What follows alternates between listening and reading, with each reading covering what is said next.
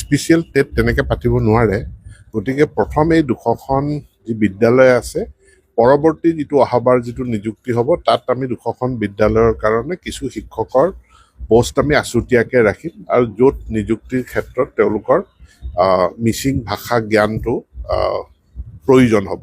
এতিয়াও আমাৰ যেনেকৈ ইংলিছ মিডিয়ামৰ ছাত্ৰ ছাত্ৰীসকল তেওঁলোকে অসমীয়া মিডিয়ামত শিক্ষকতা কৰিবলৈ হ'লে তেওঁলোকে এটা ডিপ্ল'মা অসম সাহিত্য সভাৰ পৰা ল'ব লাগে, যিহেতু তেওঁলোক অসমীয়া মিডিয়ামৰ পৰা।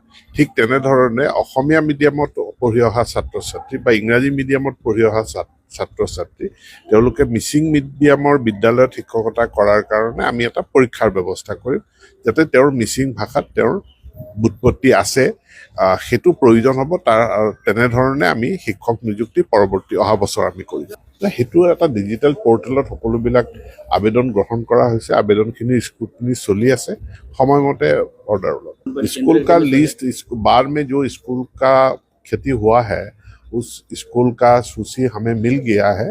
तो स्टेट डिजास्टर जो रिलीफ फंड है SDRF का अधीन ये सब बाढ़ प्रभावित स्कूलों का जो इंफ्रास्ट्रक्चर है, इंफ्रास्ट्रक्चर के लिए कुछ किया जाएगा। और जो कॉलेज को अभी समर वेकेशन है, समर वेकेशन का बाद समर वेकेशन ख़त्म होने का पहले ही जो फ्री टेक्स्ट बुक है वो भी बच्चों को मिल जाएगा।